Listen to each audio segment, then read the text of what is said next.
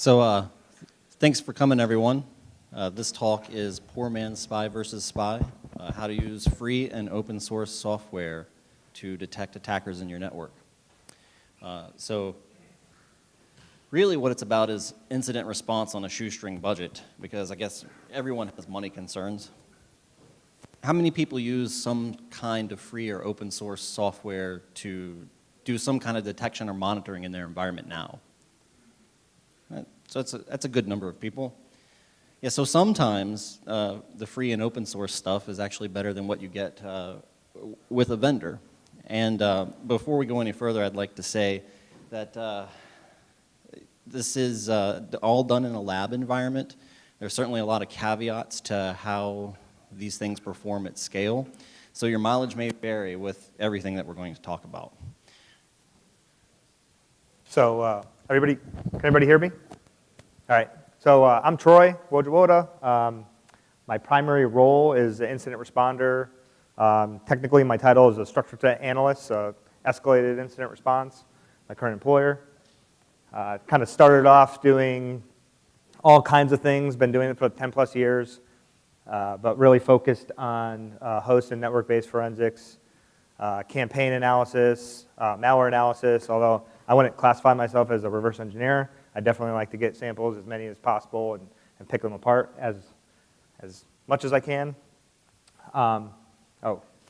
Hunting, gathering, and just also, taking the realm of the ideas of, thinking outside the box, just kind of, discussing things at work and, picking apart, working in the SOC and with the teams and just kind of, questioning, not only thinking outside the box, but why does it even have to be a box? Those kinds of things, and that's it. Yeah, I used to do that stuff, and then I realized it was easier to hack things, and so now I'm a red team person.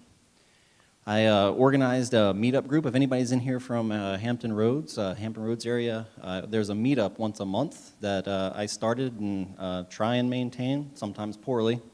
And also, for those of you that are running Office web app with no two-factor on the outside of your environment, thank you. So a little bit about detection versus prevention. So if you've been to a SANS class or even outside of SANS, there's a saying that you may have heard: detection or prevention is ideal, but detection is a must. And the idea behind that is that prevention is going to fail. There's no way you're going to prevent an attacker from ever getting in, but you must detect them. I don't know what the current Verizon statistic is, but I would bet it's still somewhere in the, does anybody know, is it still like 280 days or some nonsense before an attacker is detected? Yeah, so you really need to be able to detect them when it happens. And also, preventative solutions, well, they may cost more money. Yeah, and also, just to Derek's point, that you want to be able to prevent, but in the times when those preventive mechanisms fail, you want to be able to go back as much as possible and find out as much as you can, the full picture of what happened. And so, we wanted to highlight, identification, those detection mechanisms is really key to unraveling the full picture. So, but like everything, there's a trade-off, right? If you're going to use some of the things that we're going to talk about here in a bit, it's not really free, right? It takes your time. So whereas you have a trade-off where you can actually buy a product and call someone if something breaks, if you're using open source products and free products, you have community support and your own research and your own time. So there's a trade-off there. But it's been my experience, if you use these things and you take the time to understand what they can do, instead of just relying on someone else to do it, your security skills are going to get better. So some of the core IR and monitoring components that Troy and I came up with from our experiences, the first is network monitoring. I assume at this point everyone sitting in here has some kind of monitoring on their ingress and egress. And then there's host-based monitoring, so things that are on the edge of your network. Typically in this talk it's going to be a Windows workstation, but we're also talking about mobile devices, things that users use. And then another core or key component, because IR teams are usually pretty small, is forensics at scale. So what I mean by that is you have 1 or 2, 3 analysts. If they have to go and reach out and touch a box and get evidence, get memory, process list, whatever, you have to be able to do that across all of the workstations in your environment. And that can be a challenge. So if you detect that something's happened and you have to send a tech out and put a USB stick in to do your incident response, well, that might take a while. And then also centralized logging. Logging everything that you can possibly log to a centralized location so you have the evidence that you need when something happens. And then log correlation, correlating those events to figure out if there's an actual incident that's occurred. All right, so one thing I kind of wanted to just touch on this real quick. Since the topic here is about doing IR forensics on a shoestring budget, I didn't really want to get too much into intelligence, especially not transferring or deploying all that. A lot of things, there's a lot of talks about cyber threat intelligence and sharing threat intelligence. And that's really important, but I think if you're not doing the fundamental things, if you're not doing the basic logging, the centralized logging, the ability to see all the things leaving your network or operating or executing on your endpoints, then intelligence is really not an area you want to be focusing on. But it's not a talk if we don't talk about the kill chain. And actually, Lockheed Martin cyber kill chain.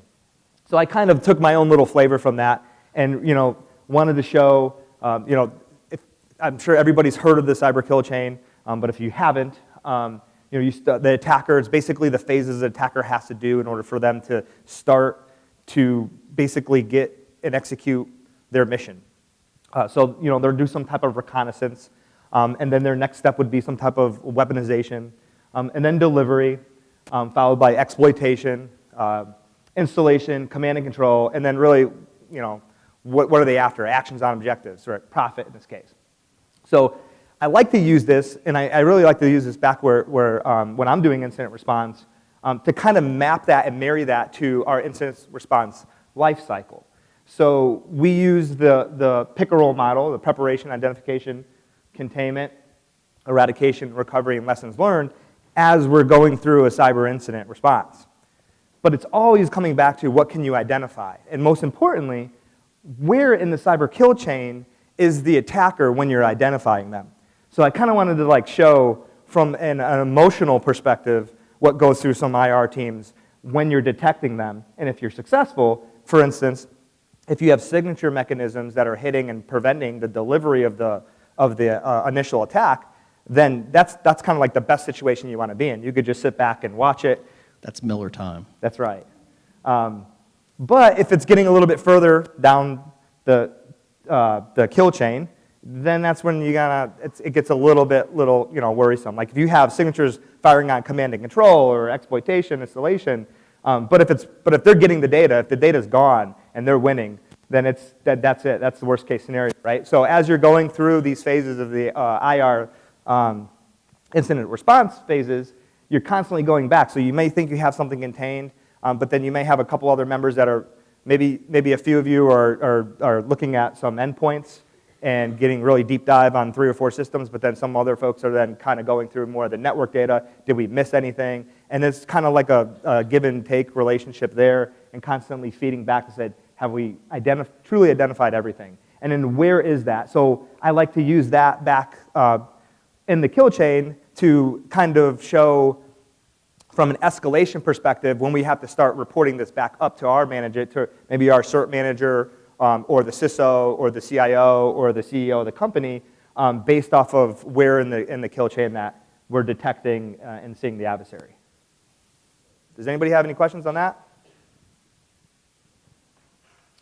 So we'll talk about a couple of the options that you have for monitoring using open source tools. And if anyone knows me, I'm an unapologetic Bro fanboy. Even though I'm red team now, I think that Bro is probably one of the best network monitoring solutions that's free that you can use. It's really the forensics ground truth of what happens on your network. And I get the question, what's the difference between Bro and Snort? Well, they're really apples and oranges. They don't do the same thing.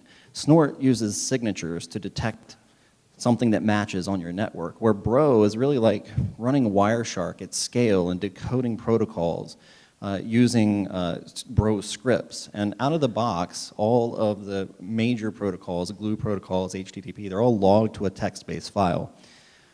So they're really not the same kind of thing. They have different use cases, so use the tool for the right application. Just real quick, does anybody not know what Bro is? Okay.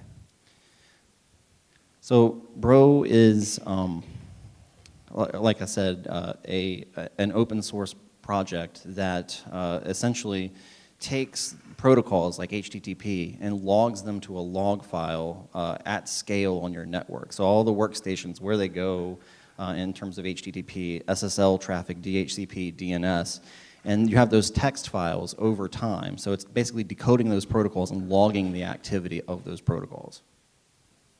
So a little bit more about network monitoring. Full packet capture. Does anybody do full packet capture now on their network? Yeah, what do you use? Oh yeah? Cool. So there are a couple open source tools. AOL has a tool called Moloch. You can also do it with TCP dump and scripting. In fact, if you Google full packet capture, the first or second hit is a SANS white paper that explains how to do it with TCP dump and scripting. There's a caveat to that, though. Storing full packet data is expensive. And even though the scripts and the OS to run it on are going to be free, so a saturated 1 gigabit connection is going to store about 6 terabytes a day. So it gets expensive pretty quick to store it. Also, typically in most scenarios, you're going to need a relatively expensive capture card to do it. So switching gears from network to host-based solutions, we're going to focus today primarily on two things on the endpoint. Sysmon, a sysinternals tool that's written by Mark Brzezinowicz from Microsoft, and also a logging capability, get the logs off, since Windows doesn't have a really cool logging way to remote to get the logs off. But the ability to kind of look at what's executing on the endpoint. And again, I know there are a lot of commercial tools that are out there that do some of the things, but again, this focus is on what can we do, small IR teams can do, small companies can do basically for free. And going more into Sysmon, who hasn't heard about Sysmon? Good, that's awesome. So who doesn't like raising their hand? Great. So I gotta do some double negatives here, right? But by default, this is what Sysmon actually logs. We're gonna focus a lot on the process create log, but it also not only logs the processes that are executing on the system, but it actually logs the SHA-1 hash of that process. It logs the full path that the process is executing from. It also logs the full command line arguments that are given when the process executes. And additionally, it also logs the parent process and the parent process's command line arguments that was launched. Some really valuable information. So here's a sample of what a typical Sysmon log will look like for a basic process execution. So we have PowerShell, and I'm sorry, my virtual machine has a really old version of PowerShell. But PowerShell, needs to say, you could see the image there of the full path on disk, the command line that was executed, the SHA-1 hash, and then also the parent process. So we see that cmd.exe executed, or was the parent process that executed PowerShell. Go ahead. The one thing I also wanted to mention, and we added this slide in here last minute, for those of you that were able to go to Daniel's presentation, Daniel from Mandiant yesterday, a really awesome presentation, kudos to him. He went through a lot of PowerShell and obfuscation techniques. One thing that you might want to also do is not just try to find known evil in your environment or not good, but look for good indicators or good processes that aren't operating or executing out of known spaces. So lots of times what bad guys like to do is take something like cmd.exe or PowerShell.exe, and if they know that the good guys are logging those and kind of running regular expressions or other kind of pattern recognition scripts to go see what are the command line arguments for those processes, they just copy that process to somewhere in %appdata%, and then execute it out of there.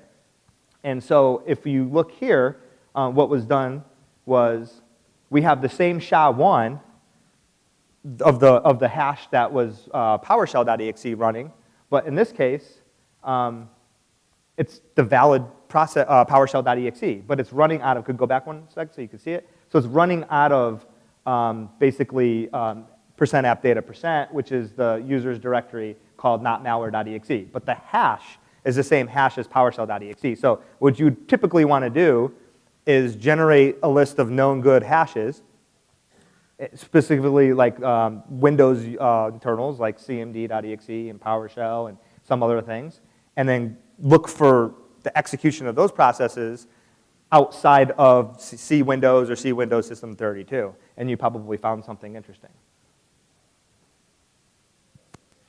So a bit on log consolidation. So as a penetration tester, I hardly ever see anyone logging centrally. And that may sound weird to you guys, but I get the question all the time, well, how can I have detected what you did? Well, having somebody watch centralized logs would have been a really, really good start. So how can you do that for free in Windows? I can't believe that it's 2017 and Windows does not have a native syslog shipper. I still, does anybody else find that odd? Why can't Windows just build in a native syslog shipper? But there is nxlog, which there's a free community edition, and it works beautifully to send Windows event logs to a syslog server in a variety of formats. As you'll see later, I picked JSON.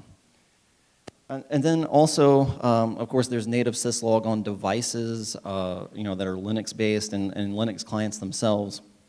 And then there is Windows Event Collector. But the reason I didn't choose to do that in the lab that you'll see here in a bit was because other devices can't log to it. And if you're going to be setting up something, if you don't have centralized logging and you're going to set up a server to log, it's probably good to get the most coverage out of that you can. So I ended up going to nxlog. And so for correlation, so a SIM for free, a DIY SIM. So there are things like Graylog and Elasticsearch. I'm sure a lot of you guys have heard of them. But we didn't choose that for this lab because, honestly, it's difficult to stand up and maintain. It's not impossible, but for a small IR team, I think it's an easier win to go with logging to a text-based file and using command line tools. And then once that's in place, to move on to something, maybe open source. However, it's also probably not realistic that you have no budget at all, right? So if you have a budget and you're looking for something to spend money on, I would actually probably spend that on a SIM.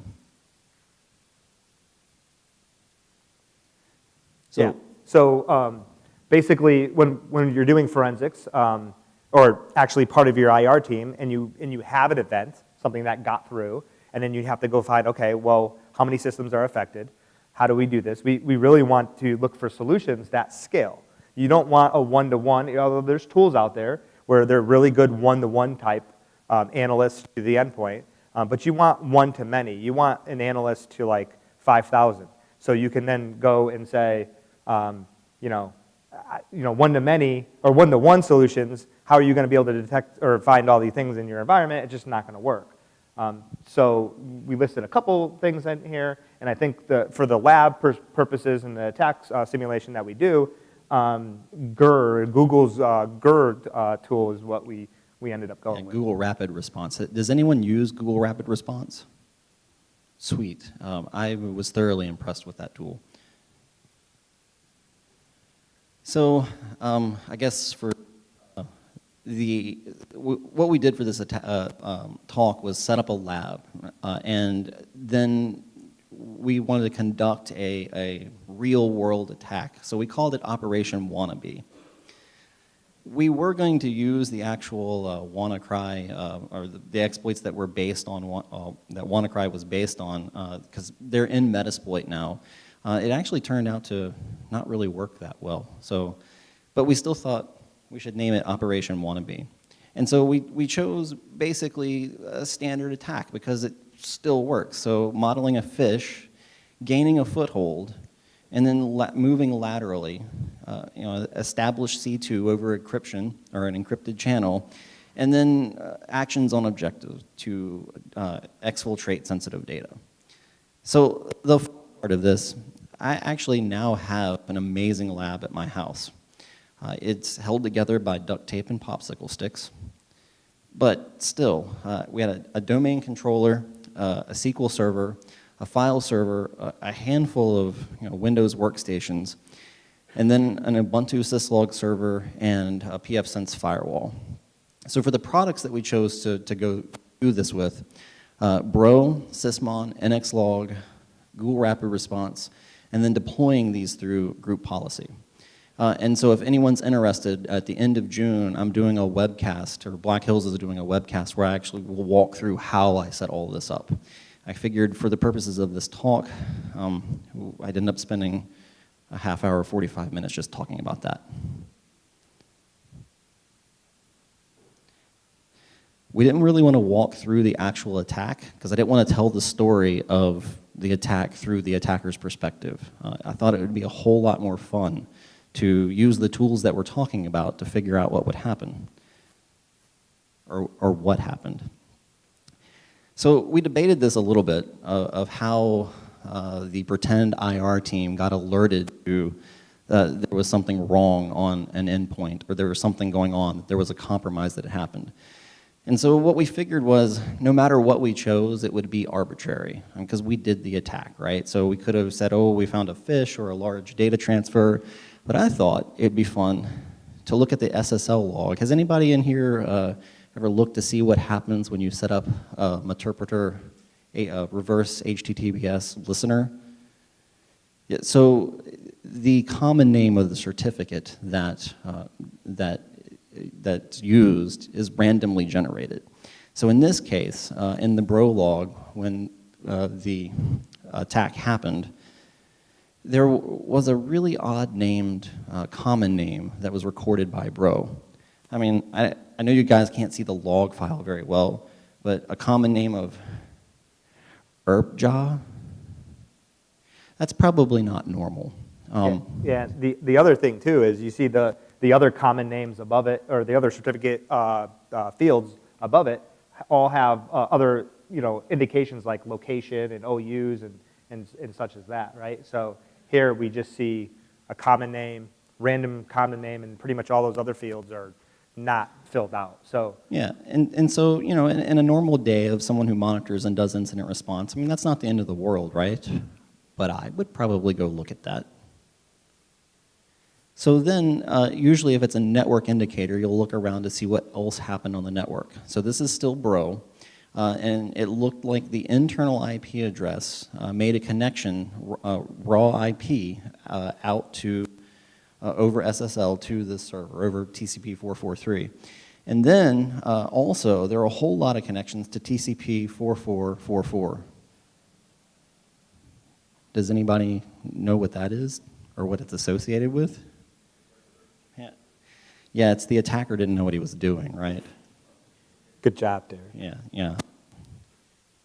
So if you see this, now I'm getting kind of more concerned, right? So now I have an indication that there's something going on the endpoint that's probably not normal. And this lovely log, so the Everyone can read that, yeah, right? Exactly. So we showed you up front at the beginning what Sysmon looks like, nice and pretty when you look at it in an MMC session. But when you grab that data and port it over via syslog, this is kind of like what you live in. It's raw data. It's raw data. So we said it was poor man's spy versus spy. If you expected it to be a pretty web dashboard, I'm sorry. Yeah. So, I mean, essentially, if you're going to be doing this, and like Derek said up front, you want to be investing in not only centralized logging, which is great when you get the logs over, but probably some type of correlation engine or something where you can then start ripping these fields out and then indexing them or doing something with them so you can more quickly go through that. That's obviously where you're going to want to spend your time and effort. But here you could see by pivoting on that IP address that was in the bro data, now we see this because we're logging all processes. And oh, by the way, Sysmon also logs all network connections made by all processes.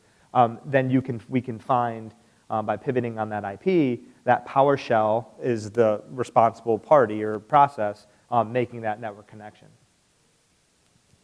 Yeah, and so using command line tools like grep and awk, once you get used to it, it's actually pretty powerful. So here, also in the sysmon log, we see some subsequent commands that were run on the workstation. So how many of your users typically run net commands? Yeah, that's not normal. So so the log that was associated with this, if you thought the last one was bad, there was no way a screenshot was coming out of this. So, so it was net users domain and net accounts domain and a whole lot of LDAP connections to the domain controller. They actually kind of corresponded to the same amount of users that were in the domain. Does anybody know what happened there? It was a password spray. So the attacker, me, was trying to guess a password for the users in the domain. Now in this case in the lab, yes, it's kind of contrived, but I didn't have 1,000 users. So as an attacker, if I get into an environment that has 1,000 or more users, and you have an 8-character password policy, what do you think the chances are that I'm going to guess that someone's password is, I guess it's still Spring, right? Spring 2017. Probably 100%. So now, really concerned that something bad has happened. So looking further into the log, we found that invoice.xlsm was executed on the system. So anybody want to guess what happened next? The user clicked infect my computer. So yeah, now we really know something bad has happened, right? So just so if you didn't know, with GER, you can actually pull those files back. So GER, you have access to the raw disk to also memory. So if you wanted to do things with memory acquisition or some kind of file on disk, that is a tool that you can use. And then also, in the case of this, if you found this, you most likely want to say, okay, who else may have gotten this file? And then with GER, you can then put in searches and look throughout your entire environment to see who else has this file laid out on their disk. Yeah, so it's the concept of what they call a hunt, right? So on the single IP address, I launched a hunt looking specifically for invoice.xlsm, which happened to be on the desktop of the computer. And as Troy said, then there's a concept of a global hunt with GER, where you can then go look globally for the indicator that you had, in this case, a file name. And so the next step is what other systems have now talked to the command and control server, because we know that there's an infected machine. We know that the command and control server, we know the IP address of that. And so it turns out, surprisingly, that the attacker made it over to the SQL server where all the company secrets were kept. Does anybody know how they got there? I guessed the password. I knew all the passwords, but yeah, I guessed the password. So here is the actual lateral move from the workstation to the SQL server. There was a security log on the SQL server itself, a Windows event security log that showed that there was a successful login using the administrator account, because apparently in this domain, the domain administrator has a really crappy password. And then also a corresponding log entry for the actual login in Sysmon. So if you've never used Sysmon and centralized logging, at this point you should be realizing, wow, this is actually kind of powerful. Yeah, this is one little log snippet from Bro, Bro's connection log. It kind of got cut off at the end, but the 4.4 seconds, I believe that's in seconds, was the duration size. So one thing we just wanted to point out here, and I really like to use Bro as the tool in which we're talking about over connections over SSL or TLS. Lots of times in my experience, people just throw their hands up like, oh, it's encrypted, there's nothing we can do, we can't see anything. That might be true as far as for content-wise and confidentiality, but there's lots of things you can do and see and detect even though the connection is encrypted. As we saw earlier with Bro, we can see common name fields or certificate values. Bro also sees the public cert come down when a connection is made, and it hashes the certificate. There's things you can do, and you can pivot off of that as well. And then finally, if you're smart, you're not using anything less than TLS 1.0, but if you're using TLS 1.0 and greater, per RFC, you have to be logging the host name value in that certificate, that SSL exchange. So you may not be able to see the full URL that's being accessed by whomever, but in the Bro log, you'll also see the fully qualified domain name of the server that it's talking to. So there's a lot of things that you can still see. And here we have the duration, but then you can also get bytes, so how many byte counts. So kind of like take NetFlow data, if you will. And so that kind of brings us to back to the endpoint. So we knew we were going through this that PowerShell was obviously used in this attack. And when I went to go to the logs, I was like scratching my head because I actually was like, okay, PowerShell, I want to see all the parent processes of PowerShell. And I couldn't find anything other than PowerShell as the parent process, which... Yeah, so for you guys on this side of the room that can't see, the hash value that was logged for the actual PowerShell macro is some Chinese characters. So that's probably not a valid hash. Yeah, and where the hash is or where the parent command line is where the hash should be. So what was going on here? I was like scratching my head thinking, I never kind of, what's the deal? I thought maybe something was wrong with the lab setup, so then I kept running it in the virtual machine. I kept running the Excel spreadsheet in my own malware setup or lab, and I was seeing the same thing on my MMC console that we were seeing being poured over syslog. So what it came down to was PowerShell, the initial dropper coming out of the macro that executed the PowerShell command, had a lot of base 64. Enough so where it overflowed the field and corrupted the log file. So I don't know, has anybody else seen this? I'm sure this isn't the first rodeo that happened, but we're running the latest Sysmon. I think the moral of the story is have more than one dance move. So I think we were kind of brainstorming back and forth about what are things, like how is this possible? Is Microsoft going to fix this? Or is this really a bug? But needless to say, one really neat thing you can do is actually in your sysmon logs is pull out processes that don't have any parent processes because those fields got corrupted. So that's another technique that you can do maybe to kind of find where those anomalies are. But if you actually saw that if we printed it out, I forget how many characters that base 64 ended up being. It was just really, really long. I didn't want to give up. I was kind of determined. I wanted to see for sure that Excel was the parent process. So I dumped the memory of the infected system and then used volatility. And with volatility, the first thing I did was run pslist plugin and then grepped on PowerShell. And I saw, okay, PowerShell has executed 3 times. Go ahead, hit next. With a parent process of 1680. So then kind of going back to that pslist output, now let's pivot on 1680. And then sure enough, 1680 is the process ID of excel.exe. So at least then I was happy. I was able to actually see that and know that it was there. And you can kind of see what happened here if you kind of go down the timeline, that Excel launches PowerShell, PowerShell actually launches PowerShell, PowerShell actually launches PowerShell again, and it kind of goes down this rabbit hole. Is that kind of the expected output of your macro when you...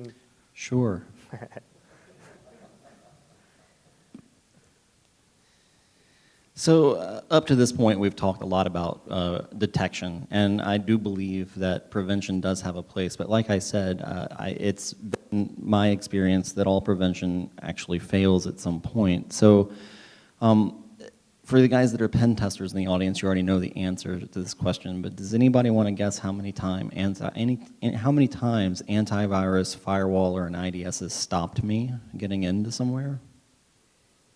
Yeah, 0. You need these things. It's the advice that everybody's heard forever about what you should do to protect your network.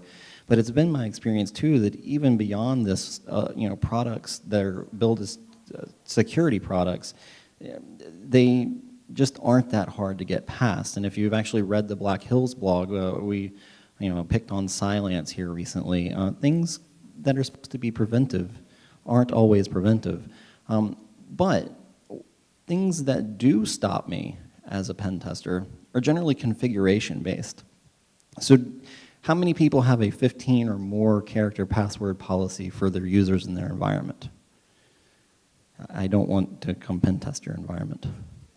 And then for service accounts, 27 characters or more. And the reason I recommend this is actually here recently there was an article put out by Mubix that you just can't crack a password that's 27 characters or longer. Hashcat won't do it. And then also on the perimeter, 2-factor. When I see a single-factor portal or single-factor login authentication portal, especially one that I think is tied to Active Directory, most likely I'm going to guess valid domain accounts. And that gets me down the road of getting in from the outside much, much quicker. Also, once a foothold is established, how many people use some kind of mechanism that changes the local administrator password on every single workstation, every system in their environment? So if you didn't know, there's a free product from Microsoft called LAPS, Local Administrator Password System, that will do that for you. The idea being that if me as an attacker gets onto your system and gets the administrator hash, well, that gets me further down the road of being able to escalate my privileges. And then also environmental configuration. Environments that I've been in that follow the Microsoft 3-tier approach, where basically all workstations are managed at a tier 2 level with accounts that only manage workstations. And then servers, like file servers and SQL servers, things of that nature, are managed with a completely different set of credentials from probably a jump station. And those server credentials can never be used on a workstation anywhere for management purposes. And then domain controllers, domain administrator accounts are only used in the case of logging into a domain controller. What that does is if I'm moving laterally in your environment as an attacker, that makes it really difficult for me to get a domain administrator credential. So these are the kinds of things that when I see them, it makes my life a lot more difficult as an attacker. And then also, finally, restricting client-to-client communication. Environments that I've been in where clients can't communicate with each other, just flat out not able to communicate with each other, it makes me cry.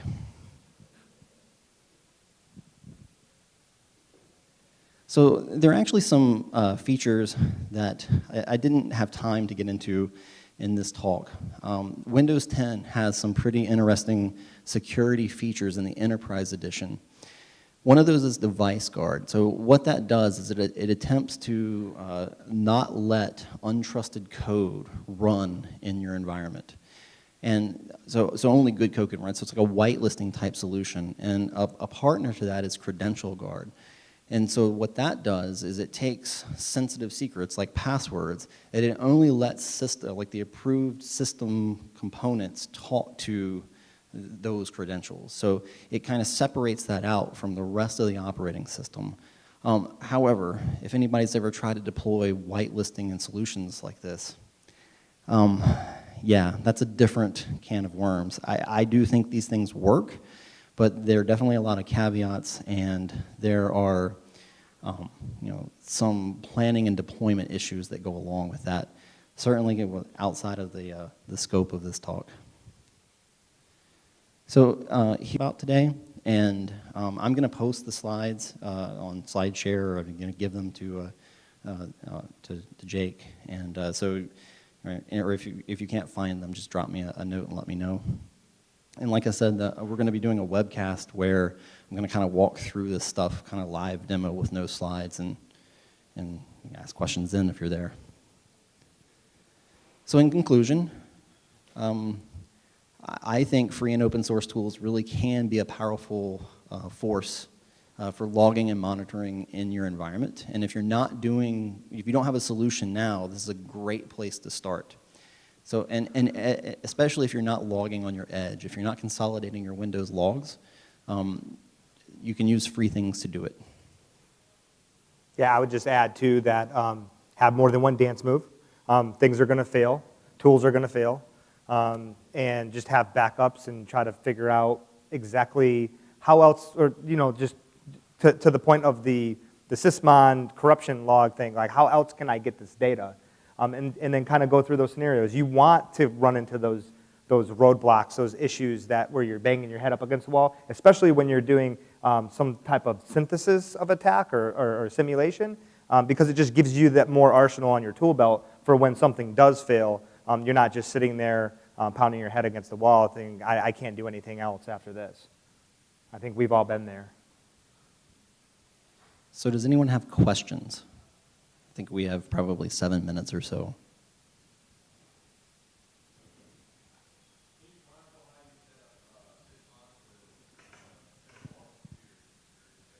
Yeah, so I used nxlog, and actually on nxlog's blog, so that's nxlog.co.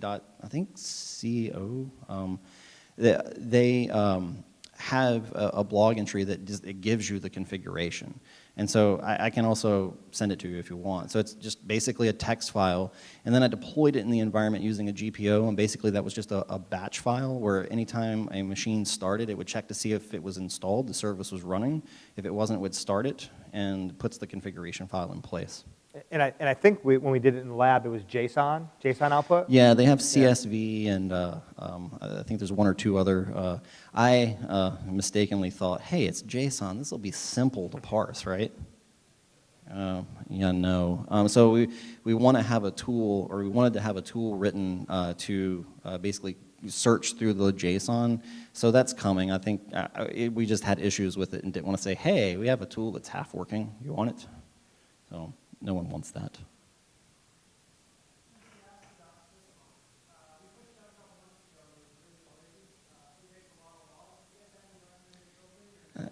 Yeah, absolutely. So we didn't touch on that. So the question was, hey, I deployed sysmon and holy crap, look at all the logs. I don't know how many of you guys follow Swift on Security on Twitter.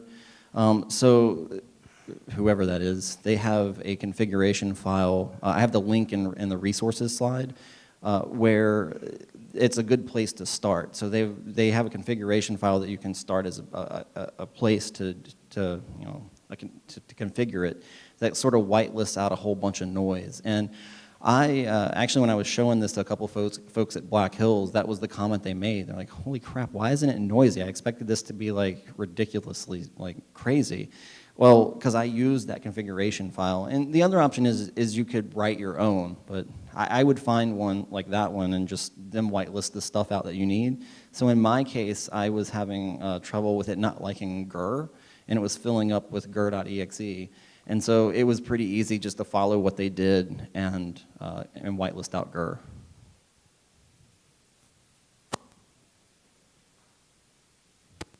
Okay, well, thanks everyone.